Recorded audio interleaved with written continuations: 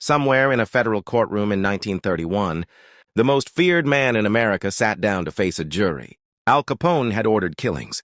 He'd run bootlegging empires, controlled entire city blocks through fear, and the police had never been able to touch him for any of it. Not one charge stuck. And then the government did something nobody expected. They stopped trying to prove he was a murderer. They decided to prove he was a taxpayer who didn't pay. I'm not a lawyer or legal advisor, and this video is for educational purposes only. Laws vary depending on where you live. So if you have questions about tax law, always consult a qualified professional. Now here's where this story actually gets interesting. Capone never touched a bank. He didn't sign checks. He didn't buy stocks. Every transaction in his empire happened in cash, specifically so there would be nothing on paper connecting him to a single dollar. And for years that worked. But investigators eventually built something called the net worth method, and it's one of the cleverest tools in American law enforcement. Instead of trying to prove where illegal money came from, they simply calculated what Capone owned, what he spent, and compared it to what he claimed to earn. The gap between those two numbers didn't lie. He was living like a millionaire while filing taxes like he barely existed. That gap became the entire case. Capone was hit with 22 counts of tax evasion, convicted on 5 and served 7 years on Alcatraz. The man who beat every murder charge in Chicago went down over paperwork. Here's the detail almost nobody mentions when they tell that story. Capone's downfall didn't just end his career. It accidentally created an entire criminal industry. Because once other criminal organizations watched what happened to him, they learned the lesson immediately. Cash without a paper trail gets you caught. So they started looking for ways to make dirty money look legitimate before it ever reached a bank. That's the origin of what we now call money laundering.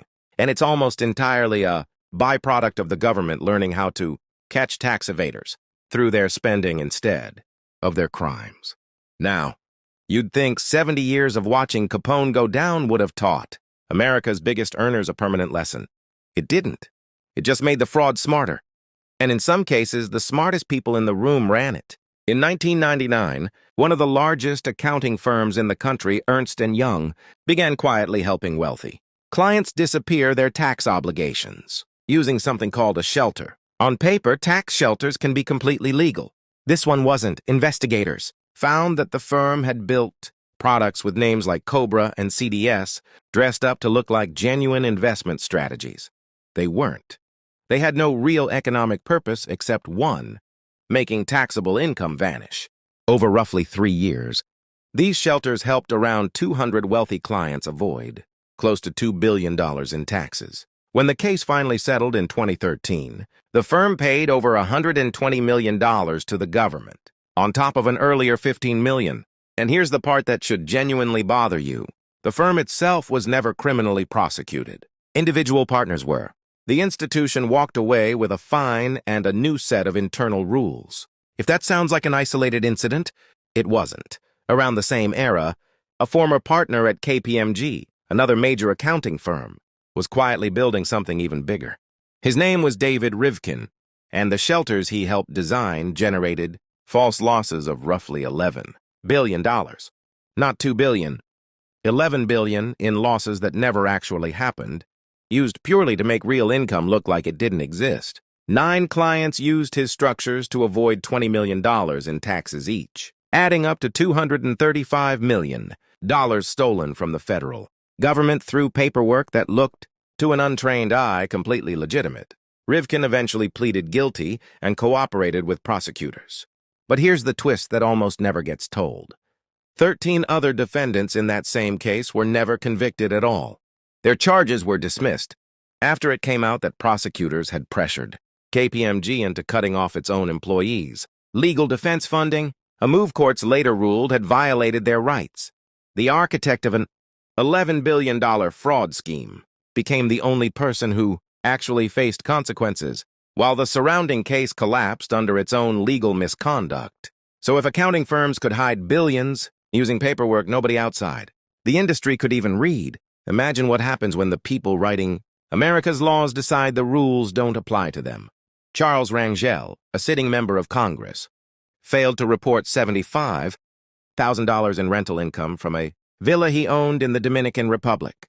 When it surfaced, The House of Representatives voted 333 to 79 to censure him. Only the 23rd time in American history a House member had faced that punishment.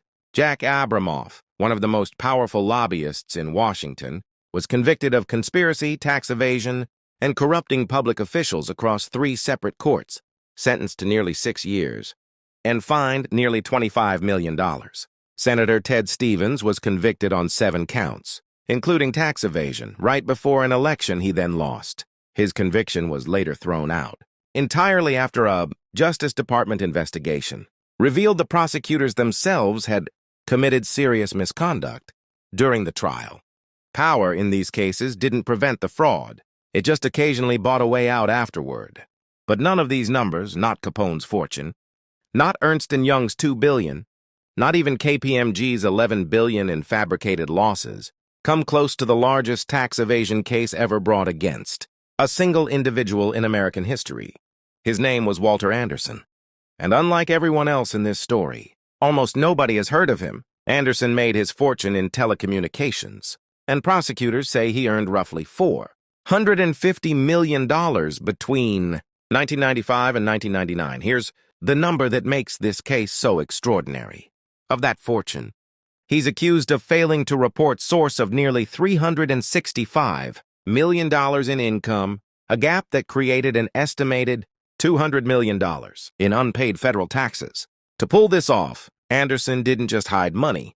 He created entirely new corporations in foreign jurisdictions, with names like Gold and Appel and Iceberg Transport, structured specifically to own his fortune so that, on paper, he didn't. He funneled his earnings through offshore bank accounts that were never disclosed to a single U.S. tax authority. For years, this worked exactly the way he designed it to work. Anderson eventually pleaded guilty to 2 counts of tax evasion and 1 count related to defrauding a federal agency over unreported income, a smaller admission than the full-scope investigators had uncovered.